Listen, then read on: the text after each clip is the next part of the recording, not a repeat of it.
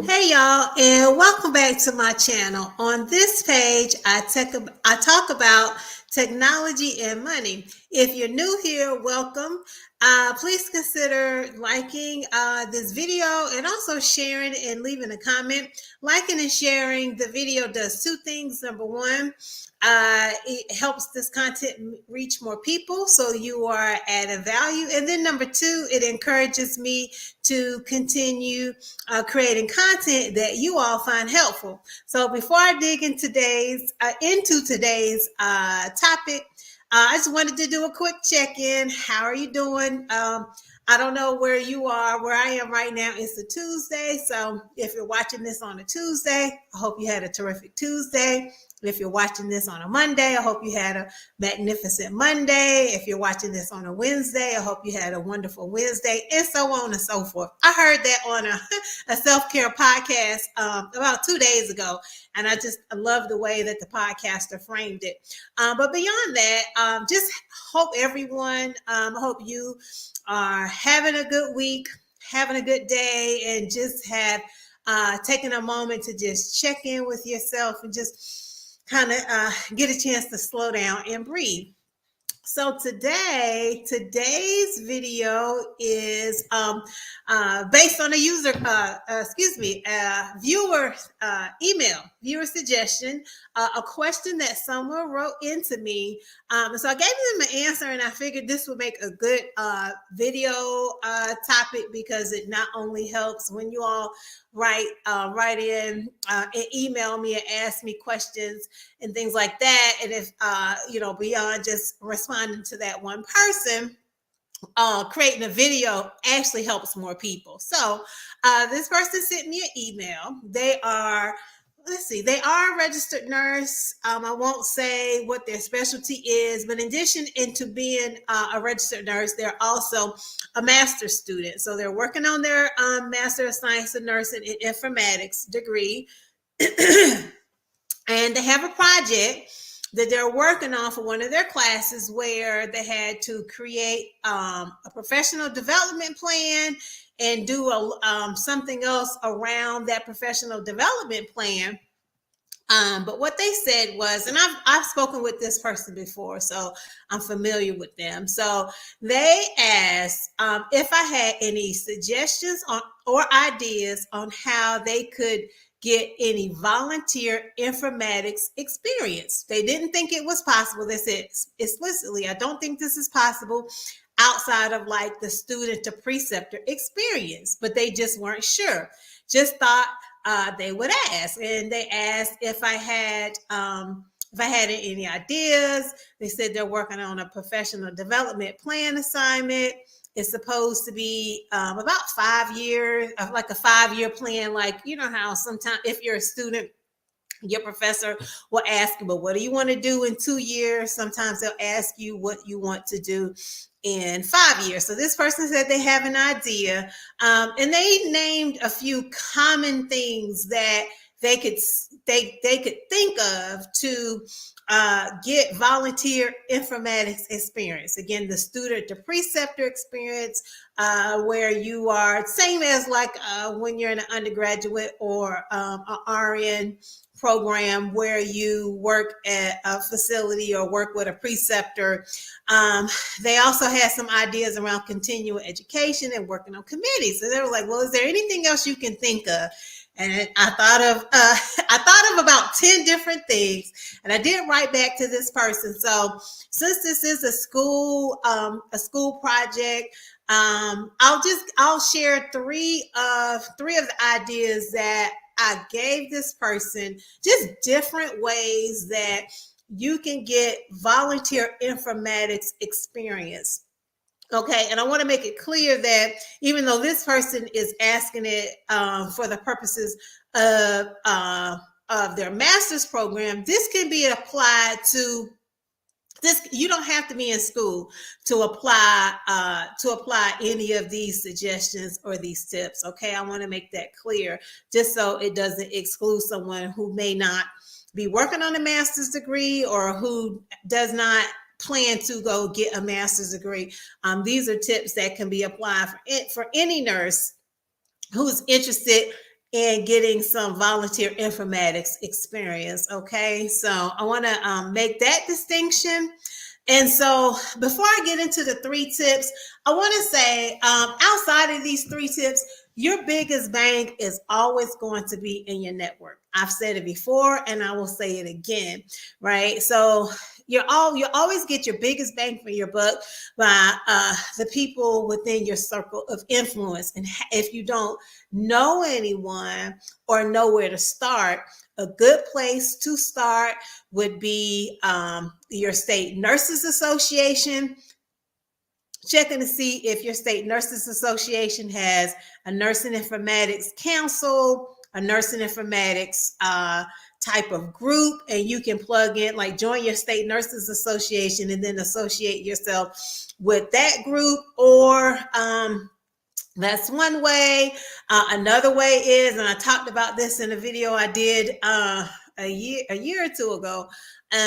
You can always, like, especially for the larger hospitals and health systems, oftentimes within the IT department, there are nurses working there and no one knows that they're working there. So you can plug into your local hospital and see if they have any nurses working within the IT department. That's, to me, your network is always where you're going to get your greatest value. Okay, so 3 ways to get volunteer informatics experience. Number 1, that's different, like from the that's different. So number 1, you could apply to review and score abstracts submitted to professional conferences. And so what do I mean by that? So for example, I have applied to review and score abstracts for both. I've done it for the Magnet Conference, or it's now called the Pathways. So that's the ANCC, American Nurses Credentialing Center, their annual conference, which is Magnet, which is now called Pathways to Excellence. So I have reviewed and scored abstracts for Pathways, and then I have also reviewed and scored abstracts for HIMSS. And so to me, that is a great experience to get volunteer informatics experience, because you get to review especially for HIMSS, well, for Magnet as well, but you get to review submissions, so of abstracts from other people, not only from informatics nurses, but also from other nursing specialties. So when I reviewed abstracts for Magnet or Pathways, I believe I had to review, it was a large amount of abstracts. It was maybe about 20. However, they have, and HIMSS has this as well. There's a scoring system. They have very strict guidelines for you to stick to help you read through the abstract. And it's weighted to help you, give you an idea of what makes a good abstract submission that would be ultimately a good fit for presentation at that conference, like either podium or a poster. And the very first time I reviewed and scored abstracts, it was a little bit daunting because you have to read through all the instructions. But once I read through about 2, you get the hang of it. And that's really good because it helps strengthen your own abstract writing experience. So as you're starting to read more and more abstracts, it becomes evident. For me, it became evident, what's a well-written abstract, what's a moderately written abstract. Are there typos? Are there errors? Are there key elements missing? Like, does someone submit an abstract and doesn't have any metrics, or give a good background on why they did the project that they did, or doesn't give a good overview, or doesn't talk well through the intervention or the next steps. But reviewing and scoring abstracts, it helps you not only see what other professionals are out there doing, but it helps you, give you an idea of, okay, this is a well-written abstract. There's no typos. It gives a good overview, etc. So that's number 1. So number 1, review and score abstracts submitted to conferences. And how you find out about that is I recommend you sign up for Magnet or Pathways to Excellence, and also him sign up for their newsletters. And I find for both of those, they typically do a call. The last time I reviewed, they did a call for abstract reviews around like the late summer fall time frame. So that's number one. Number two, another thing you can do to get volunteer informatics experience. So if you've done number one or thinking about doing number one, number two is you can consider using one of your work or school projects and submit and write an abstract for a conference. And you don't necessarily have to start at like a big conference like at a HIMSS or American Nurses Informatics Association or American Medical Informatics Association. If you're not quite comfortable yet, begin with your state or like a regional or local nursing conference. Write an abstract. Go out to the website, see what the abstract guidelines are. Sometimes for conferences, abstract guidelines may range from anywhere to 200 to 300 words. Some of the larger conferences have a bit more requirements. So if that seems to be too just intimidating, start small. And the more you write abstracts, because think about it, you're already doing the work, especially if you're a bedside nurse. Or you work at a clinic, and if you have done a quality improvement project, say you did a quality improvement project to improve the infection control rates or hand hygiene or something around discharge instruction and planning, or what's really big right now is around resiliency. And if you've done an initiative like that, and you have, especially if you have some good data and some metrics where you maybe did a survey beforehand, a survey midway through or afterwards, and you got feedback, that is the opportunity. And it may just have been on your one unit or within your one service line. But if you had some good outcomes, that is a really good baseline for submitting an abstract to a conference. And that helps. That gives you confidence as you write more.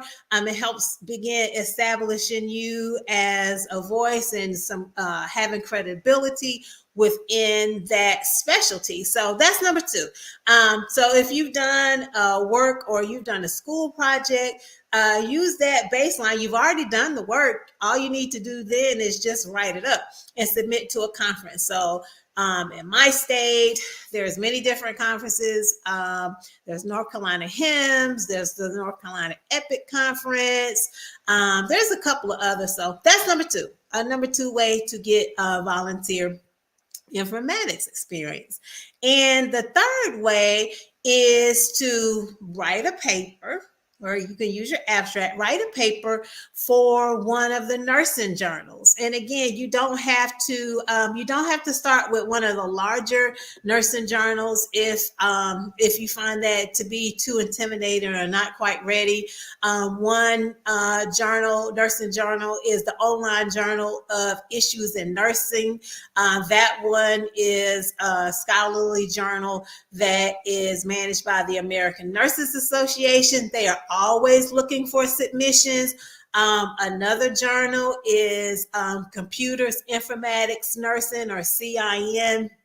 They are always looking for submissions and abstracts. And if you do submit an abstract and you don't get accepted the first time, either for a conference or for a journal, don't be discouraged, right? So keep trying and keep submitting to different conferences, to different journals, because the more you do it, the easier it becomes. And if there's someone in your organization or someone within your circle of influence that can help you write your abstract and help refine it, ask them. And ask them if they'll be willing to give you a hand. So yeah, y'all, that's it. So I did send this email back to this person. I did give them a couple of more tips and suggestions. But if you have a question about informatics nursing, I've been an informatics nurse for over 18 years. or questions about technology, you can send me a message. My contact information is below. Thank you for watching, and I'll see you in the next video.